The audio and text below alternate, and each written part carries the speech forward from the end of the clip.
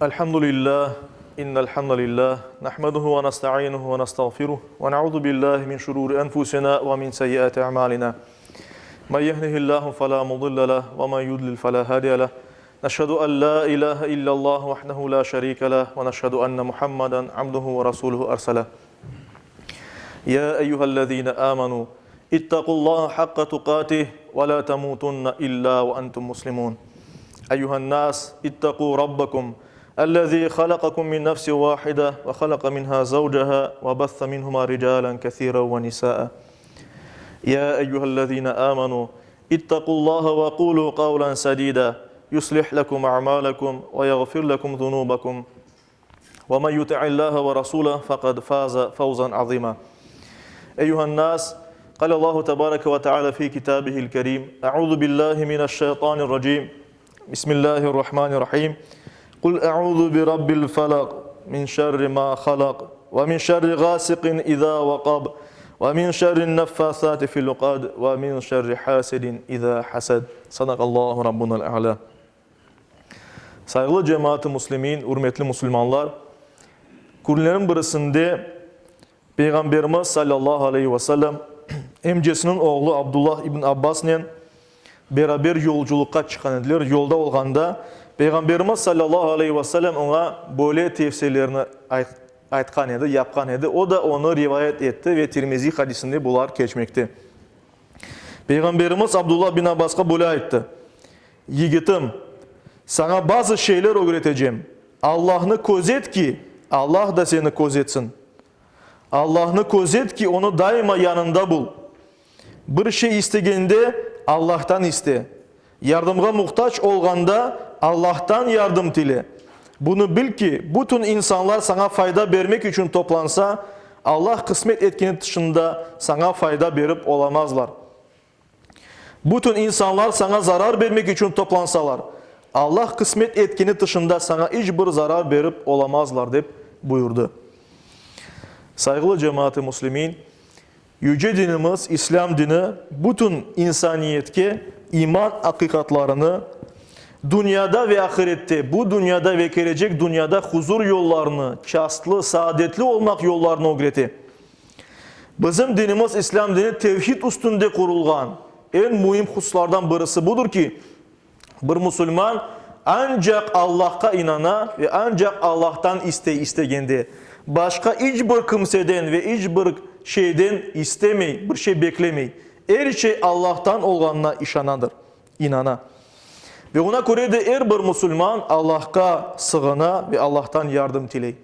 Ve bu noktayı nazardan, bu taraftan dinimiz hurafelerini, esassız inançlarını, türlü dinimizden ya da akıl tarafından esası olmayan hareketlerden uzak durulmak gerek olganı bizge buyura.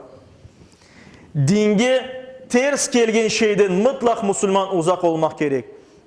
Faydası da temeli olmayan şeylerden de biz özümüz uzaklaşmak gerekmiz. Çünkü onun bir faydası yok ve bunu da bizge dinimiz elbette ki aytmakta. Saygılı cemaat-i muslimin, yazık ki bazı bir insanlar var, diğerlerinin böyle belki de dinini yaxşı bilmemelerinden ya da onların çaresiz olanlarından, böyle problemalı, muşkullu vakitlarda olanlardan faydalanıp, onlara türlü yollarla de şifa teklif ettiler, de gelecekten haber, de baht getirecekler de oğur getirecekler de türlü rekomendasyyalar, tavsiyeler yaparlar, hareketler yaparlar ve bunun için para alırlar, kimerde almalar. Ne de olsa bütün bu hareketler dinimizge göre yanlış hareketlerdir. Günahka kırgen hareketler ve hatta dinden çıkarmak mümkün hareketler. Çünkü Müslüman farklı türlü böyle hareketlerden değil de bizim inançımızdan ve akılımız ve dinimiz esasında yapkan hareketlerimizden fayda kelgenini bizge buyurmakta. Ve bazı bir insanlar gelecekten haber vermeye ya da kısmet açmaya, baht getirmeye, şifa vermek için tırışalar. Türlü falcılar, büyücüler, etniciler vesairelerge müracaat etti kimirdi bizim halkımız, Müslümanlar.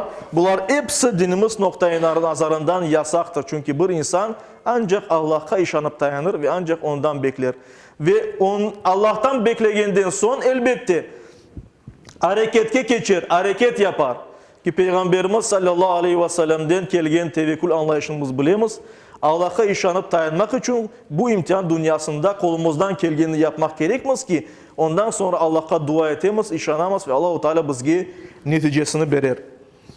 Şunu bileyik ki saygılı cemaat-i Müslümin, gayb bilgisi, yani gelecekte ne olacak, biz ne vakit şu dünyadan ketecekmiz ya da keçken vaxtlarda olup keçken ve bilinmegen şeylerini onlarını Allah-u Teala bilmekte.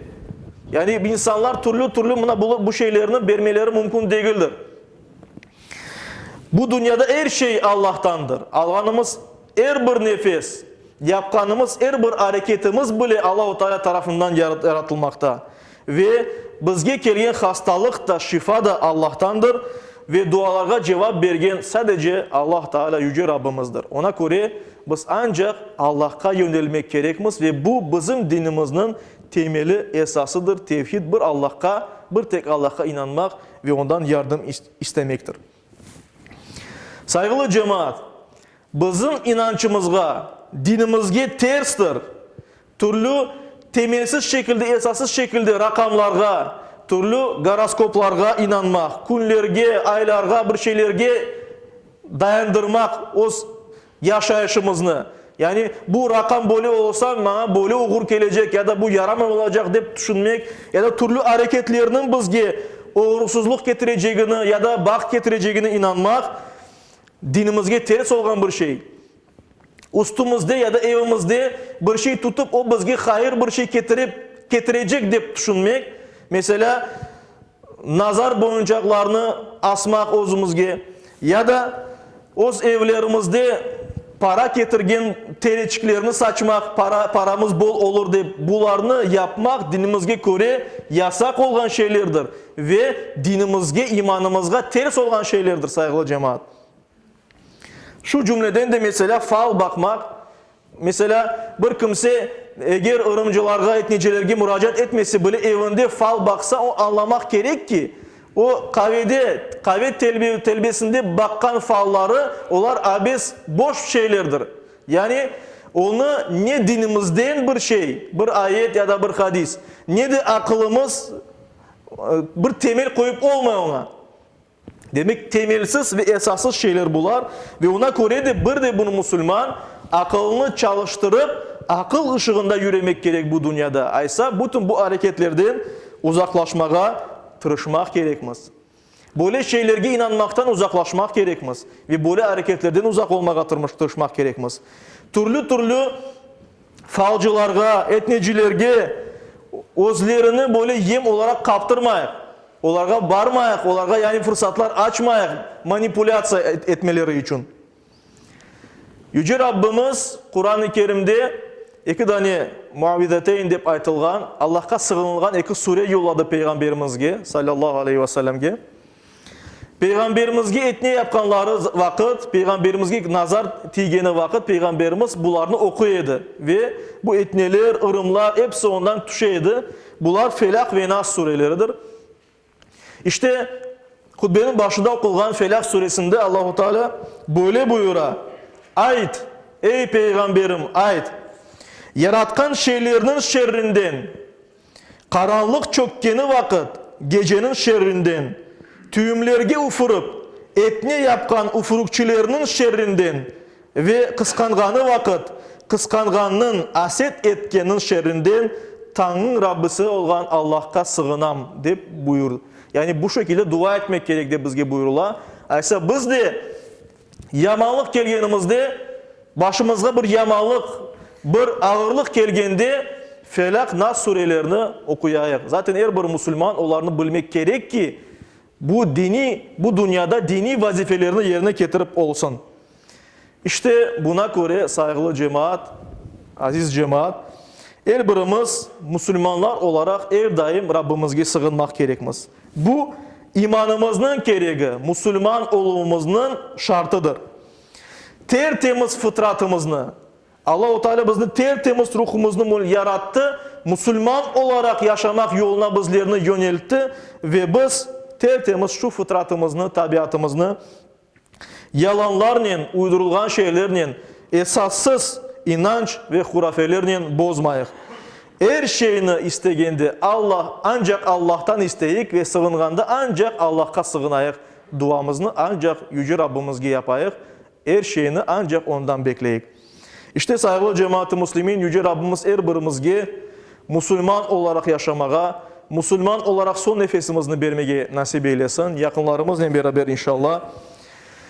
Yüce Rabbimiz ortalıkta olan şu hastalıkını, türlü hastalıklarını aramızdan çıkarsın inşallah.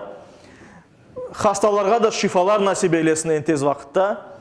Ve müesseselerimizge, milletimizni, dinimizni, halkımızı ayakta tutkan milli müesseselerimizge, camilerimizge, medreselerimizge, milli mekteplerimizge her daim yardım etmeye nasip eylesin. Yüce Rabbimiz her daim camilerini yaşatkan ve camilerge barıp anda ibadet etken kullardan her birimizge olmağa nasip eylesin. Amin. Ve rahmetike ya rahman rahim.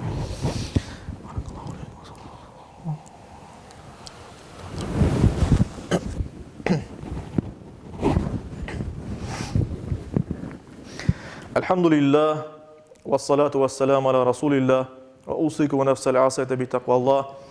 İnna Allah ve melaiketehu yusallun alen nebi. Ya eyyühellezine amanu sallu aleyhi ve sellimu teslima. Allahümme sallu aleyhi.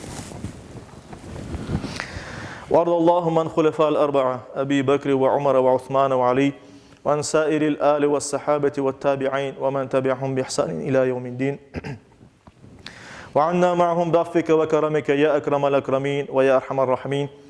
اللهم أعز الإسلام والمسلمين. اللهم أعز الإسلام والمسلمين. اللهم أعز الإسلام والمسلمين واحمي حوزة الدين ودمر أعداء الدين وألف بين قلوب المسلمين ووحد صفوفهم واجمع كلمتهم على الحق يا رب العالمين وانصر دينك وكتابك وسنة نبيك محمد صلى الله عليه وسلم وآله أجمعين. عباد الله، إن الله يأمر بالعدل والإحسان وإيتاء ذي القربى وينهى عن الفحشاء والمنكر والبغي يعظكم لعلكم تذكرون. صدق الله العظيم.